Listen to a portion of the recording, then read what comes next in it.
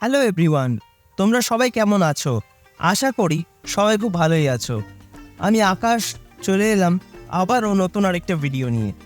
তো Durand cup কিন্তু এখন নকআউট পর্যায়ে চলে গেছে, অর্থাৎ পরবর্তী রাউন্ডে কোয়ালিফাই করার ক্ষেত্রে কিন্তু এখন প্রত্যেকটা ম্যাচই প্রত্যেকটা দলের কাছে খুবই গুরুত্বপূর্ণ। তো এরকম একটা সিচুয়েশনে গতকাল কিন্তু মাঠে নেমেছিল ইস্টবেঙ্গল এবং শিলং লাজং। সকলেরই যেটা এক্সপেকটেশন ছিল যে একটা হাড্ডাহাড্ডি ম্যাচ হবে, একটা তুল্যমূল্য লড়াই দেখব, কিন্তু খেলা শুরু হওয়ার পর থেকেই চাপে পড়ে গেল ইস্টবেঙ্গল। আর এর কারণ হিসাবে বিগত বেশ কয়েকটা ম্যাচে আমরা যে সমস্যাটা দেখতে পাচ্ছিলাম লাল হলুদ ব্রিগেডের সঙ্গে, সেটা হচ্ছে ডিফেন্স লাইন। লাল হলুদের ডিফেন্স লাইন কিন্তু যথেষ্ট চিন্তার কারণ ছিল প্রায় প্রত্যেকটি ম্যাচেই।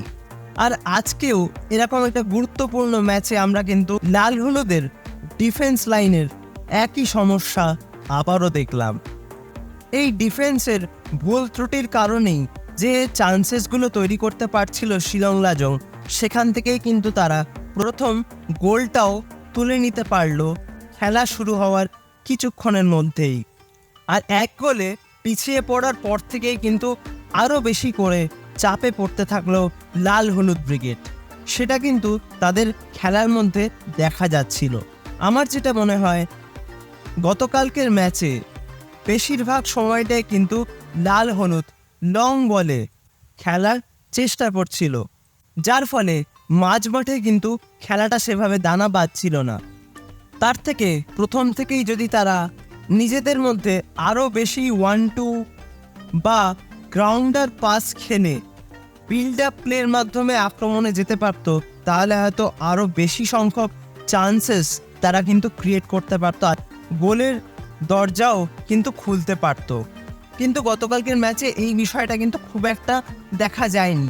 মাঝে মাঝে হয়তো তারা 1 টাচ 2 টাচ পাসিংয়ের মাধ্যমে গোলের চান্স ক্রিয়েট করার চেষ্টা করছিল, কিন্তু কনসিস্টেন্টলি কিন্তু সেটা হয়নি, যার ফলে খুব বেশি চান্সেসও কিন্তু তারা ক্রিয়েট করতে পারেনি। আর যে কটা চান্স তারা ক্রিয়েট করতে পেরেছিল সেগুলো কিন্তু শিলং লাজংয়ের দুর্দান্ত ডিফেন্সিভ লাইন সেভ করে দেয়। আর যে জিনিসটা আমার সবচেয়ে বেশি আজকে চোখে পড়েছে সেটা হলো শিলং লাজংয়ের প্রত্যেকটি ইয়াং প্লেয়ার যেভাবে গতিতে বারবার কাউন্টার অ্যাটাক করছিল বা কাউন্টার অ্যাটাকে উঠে আসছিল, কয়েক সেকেন্ডের মধ্যে কিন্তু তারা দুটো উইংকে কেন্দ্র করে বারবার কাউন্টার অ্যাটাকে উঠছিল, আর সেখানেই কিন্তু বারবার পিট হয়ে যাচ্ছিল লাল হলুদ ডিফেন্স। তবে এক গোলে পিছিয়ে থাকলেও দ্বিতীয়ার্ধে কিন্তু নন্দকুমারের করা দুর্দান্ত একটা গোলে ম্যাচের সমতা ফিরিয়ে আনে লাল হলুদ ব্রিগেড। আর তারপর বহু গোলের চান্স ক্রিয়েট করলেও সেখান থেকে কিন্তু গোল তারা করতে পারেনি। এবং আজকের ম্যাচে যে জিনিসটা সবচেয়ে বেশি চোখে পড়েছে ইস্টবেঙ্গলের জন্য, সেটা হচ্ছে মিস পাস। প্রচুর কিন্তু মিস পাস হয়েছে আজকের ম্যাচে, এবং সেই মিস পাস থেকেই বারবার কিন্তু আক্রমণে উঠে আসছিল শিলং লাজংয়ের প্লেয়াররা।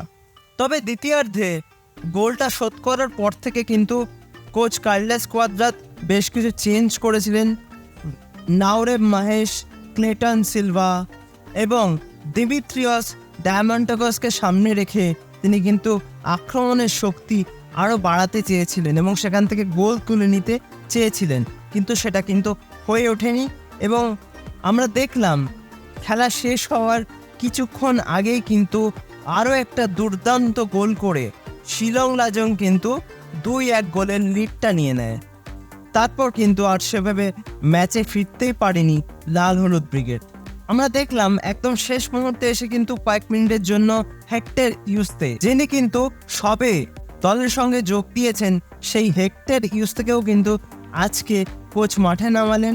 যদিও সেটা শেষ কয়েকটা মিনিটের জন্য, আরও কিছুদিন সময় পেলে হয়তো আমরা হেক্টর ইউস্তের কাছ থেকে আরও ভালো ফুটবল অবশ্যই দেখতে পাবো। তবে যে 3 পয়েন্টের জন্য বা যে 3 পয়েন্টকে পাখির চোখ করে আজকের ম্যাচে খেলতে নেমেছিল লাল হলুদ ব্রিগেড, সেক্ষেত্রে কিন্তু তারা সফল হয়নি। ফলে ডুরান্ট কাপ থেকে কিন্তু বিদায় ঘটে গেল লাল হলুদ ব্রিগেডের। সারা ম্যাচে প্রায় 60%-এর ওপরে বল পজিশন, 20টার ওপরে শট করেও মাত্র 5টা শট কিন্তু তারা অন টার্গেট রাখতে পেরেছিল। তবে শেষ পর্যন্ত তাদের কিন্তু ডুরান্ড কাপ থেকে বিদায় নিতেই হলো। এখন এটাই দেখার আসন্ন যে বাকি টুর্নামেন্টগুলো পড়ে রয়েছে সেখানে লাল হলুদ ব্রিগেড কীরকম পারফরমেন্স করে। তো আজকের ম্যাচটা তোমরা যারা যারা দেখেছো তোমাদের কেমন লেগেছে অবশ্যই কিন্তু আমাকে কমেন্ট করে জানিও। আর ভিডিওটা ভালো লাগলে লাইক, কমেন্ট, শেয়ার এবং সাবস্ক্রাইব করতে কিন্তু একদম ভুলো না। সাবস্ক্রাইবটা করে দিয়ে পাশের বেল অপশানটা প্রেস করে অবশ্যই কিন্তু অল অপশানটা প্রেস করে রাখবে, যাতে সমস্ত রকম নতুন ভিডিও নোটিফিকেশান তোমরা সবার আগে পেয়ে যাও যখনই আমি কোনো নতুন ভিডিও পোস্ট করব। তো আজকের মতন ভিডিওটা তাহলে এখানেই শেষ করছি। দেখা হবে আবারও পরবর্তী ভিডিওতে নতুন কোনো দিন, নতুন কোনো সময়। তোমরা ভালো থেকো, সুস্থ থেকো।